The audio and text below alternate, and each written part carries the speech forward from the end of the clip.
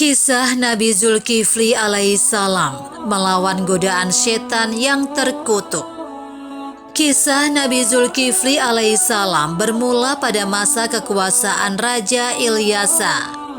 Raja Ilyasa ini merupakan seorang raja sekaligus nabi yang memerintah secara arif bijaksana.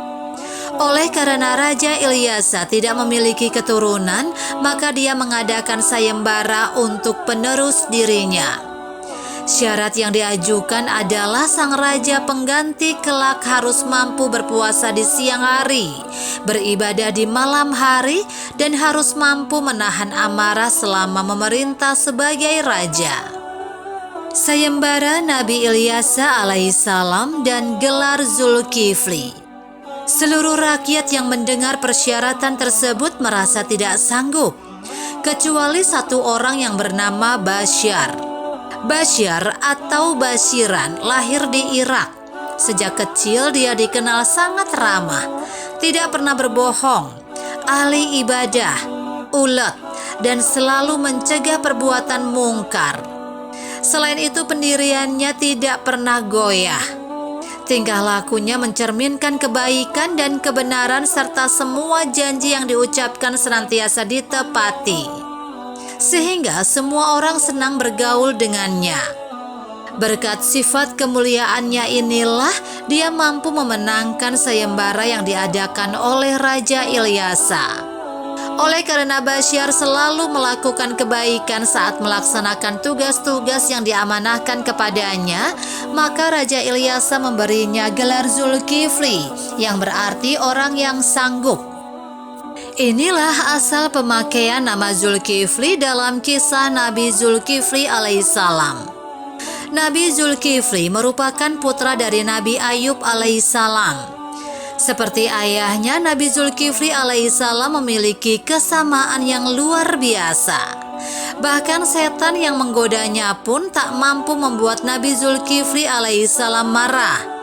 Dalam Al-Quran surat Al-Anbiya ayat 85 hingga 86 yang artinya, "Dan ingatlah kisah Ismail, Idris, dan Zulkifli.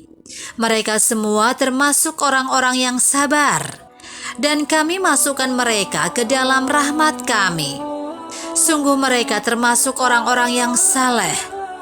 Dari ayat ini kita tahu bahwa dalam kisah Nabi Zulkifli alaihissalam, beliau merupakan golongan orang-orang yang sabar. Godaan iblis terhadapnya. Sejak diangkat menjadi raja pengganti Nabi Zulkifli alaihissalam tetap hidup dalam kesederhanaan. Sesuai janjinya, maka Nabi Zulkifli alaihissalam berpuasa di siang hari dan beribadah di malam hari. Suatu hari, Nabi Zulkifli alaihissalam merasakan kelelahan yang teramat sangat setelah mengurusi rakyatnya. Sedangkan waktu tidurnya digunakan untuk beribadah. Pada saat itulah iblis mengirimkan pasukannya dari golongan syaitan untuk menggoda.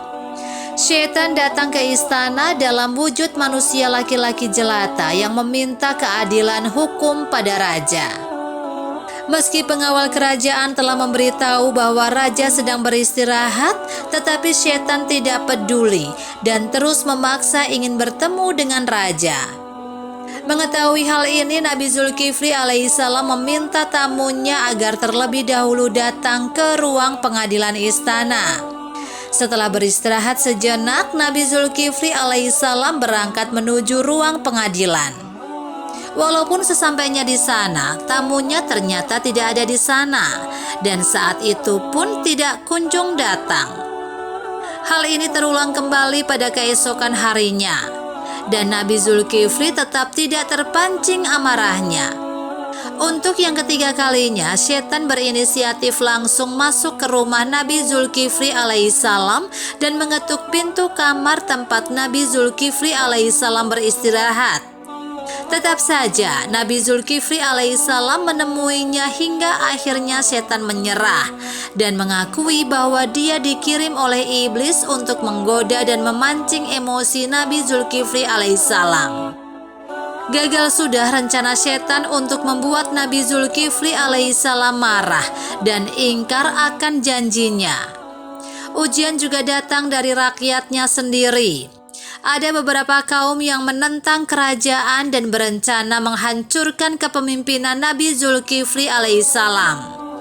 Pada waktu itu Nabi Zulkifli memerintahkan rakyatnya untuk turut berperang melawan pasukan kaum pemberontak. Namun rakyat yang telah dia sejahterakan justru menolak dengan alasan takut mati. Mereka mau turut serta bertempur dengan syarat telah ada jaminan bahwa mereka tidak akan mati di pertempuran. Akhirnya Nabi Zulkifli alaihissalam berdoa kepada Allah Subhanahu wa Ta'ala, memohon agar kaumnya diselamatkan saat peperangan berlangsung. Doa ini dikabulkan oleh Allah Subhanahu wa Ta'ala, sehingga seluruh pasukan Nabi Zulkifli alaihissalam yang terdiri dari rakyat jelata berhasil memenangkan pertempuran dan kembali dengan kondisi selamat tanpa ada yang gugur. Hingga akhir dari kepemimpinan Nabi Zulkifli alaihissalam, rakyat merasakan hidup tentram dan bahagia. Peninggalan Nabi Zulkifli alaihissalam masih bisa disaksikan di seluruh kota kecil bernama Kif di selatan Baghdad. Di antara kota Hilla dan Najaf di tepi sungai Eufrat terdapat makam. Makam tersebut diyakini oleh penduduk sekitar sebagai makam Nabi Zulkifli alaihissalam. Demikianlah kisah Nabi Zulkifli alaihissalam. Semoga dapat menambah khasanah ilmu kita dan bermanfaat bagi kita semua. Amin, amin ya robbal alamin.